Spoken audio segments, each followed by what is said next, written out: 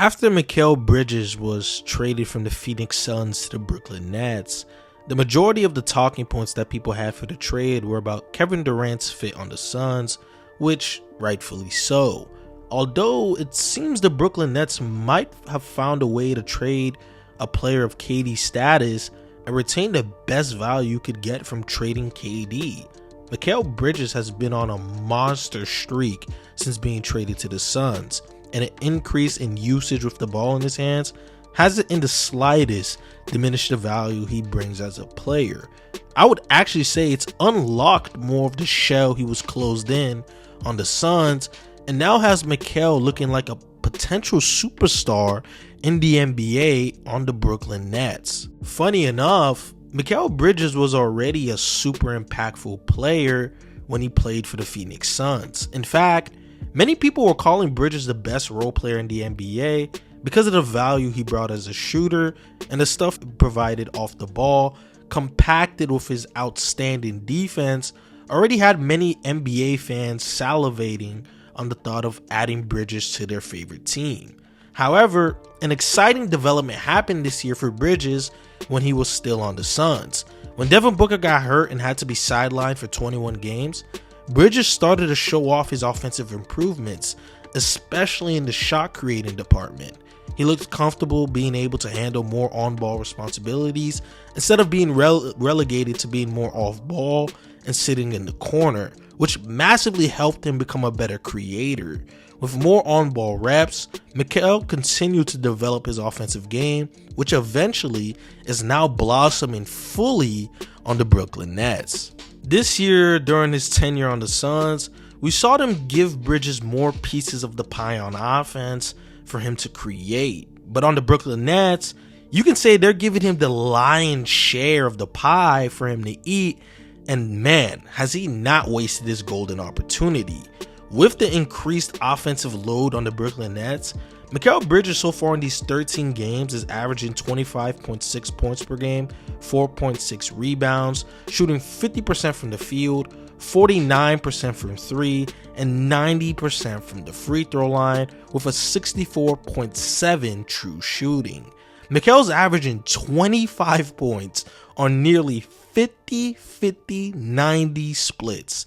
I don't think I even need to go into depth for why that's just insane production from Mikal Bridges. Although most of his shots is coming from self-created looks, he's still boasting an uber efficient offensive game to help the Brooklyn Nets keep afloat after trading away both of their star players. Mikal has found a way to still be a very effective player with the ball in his hands with his newfound patience.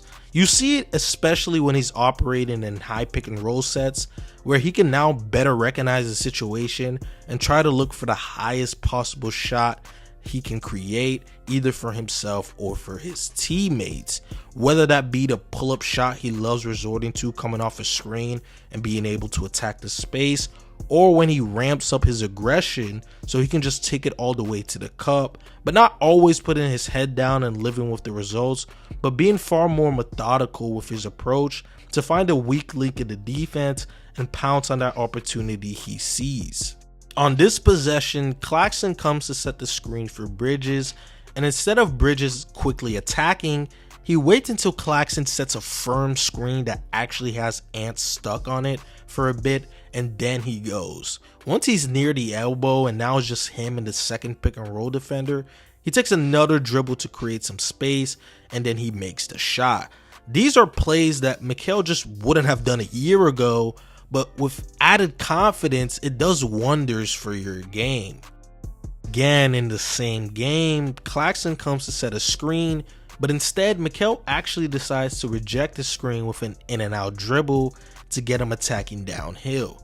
He snakes going up towards the nail, and even with a hand in his face, Mikal knocks down the tough mid-range shot anyways. That's been one of the larger developments for Bridges this season, is his ability to take and make more mid-range shots this year. He's shooting 43.9% on mid-range shots this year, which isn't the best number you want to showcase how good a guy is from the mid-range, but I'm more so looking at the development he's having at first, being able to get off his mid-range shot whenever he wants, and second, being able to integrate this aspect of scoring so seamlessly in his offense. It's not always easy to be able to add a newfound thing in your scoring and still be able to do all the other stuff effectively. You know, Mikal Bridges, before he got on the Brooklyn Nets and before even this year entirely, he was more relegated to that off-ball wing. Attacking off the catch, cutting, and moving off ball was what Mikal was asked to do for the most part. So him being able to add the mid-range shot into his shot diet, and he still find a way to make it efficient offense, it's already boosting the value Mikal gives on the offensive end. And just because Mikal's overall mid-range shooting isn't the greatest percentage you can have, he's been really good as a pull-up shooter. So far as his time as a net, he's shooting 48% on pull-up shots on 6.4 attempts a game. And the reason why he's such a good pull-up shooter is because of his height and length. Mikal Bridges is 6'6", but he boasts a 7'1" wingspan.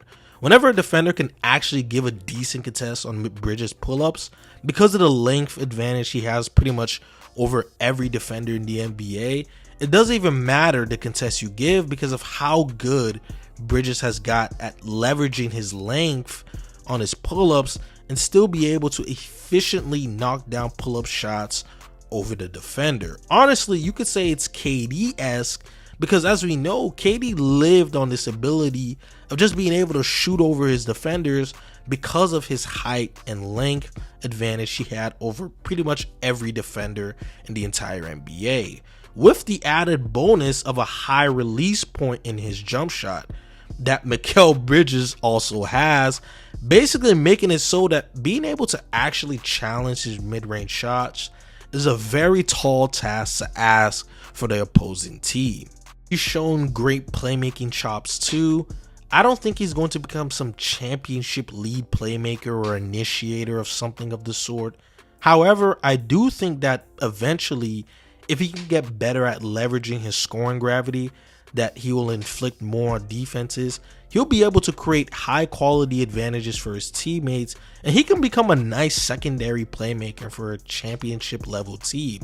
His ball handling isn't the greatest, especially when he's dribbling through traffic and in situations that force him to pick up the ball more than you would want, but he's shown that he has pretty good vision and the ability to consistently make the basic read on multiple occasions this year. He starts off setting a screen for Cam Johnson for him to curl off of. Simmons comes and does a DHO with Mikal, and he rolls, and Bam stays attached to Bridges, which frees Simmons to go set an exit screen for Cam Johnson, and Mikal makes the simple pass to Cam for the open triple.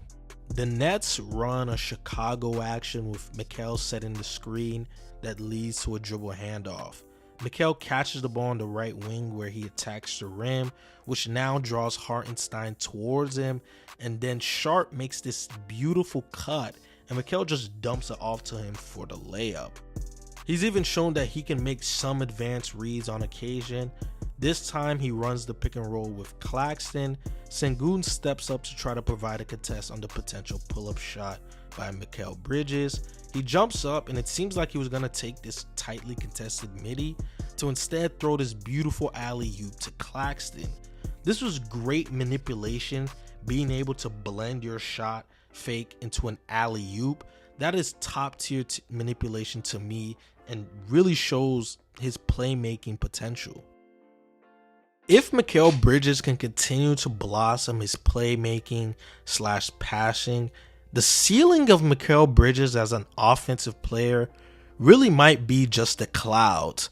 He's found a way to still be a very effective off the ball and managed to mesh his new on-ball responsibilities with the off-ball stuff pretty seamlessly, while still adding on top of all of that the great defense that he provides. I don't know if people remember, but Mikal Bridges was the runner-up for Defensive Player of the Year last year.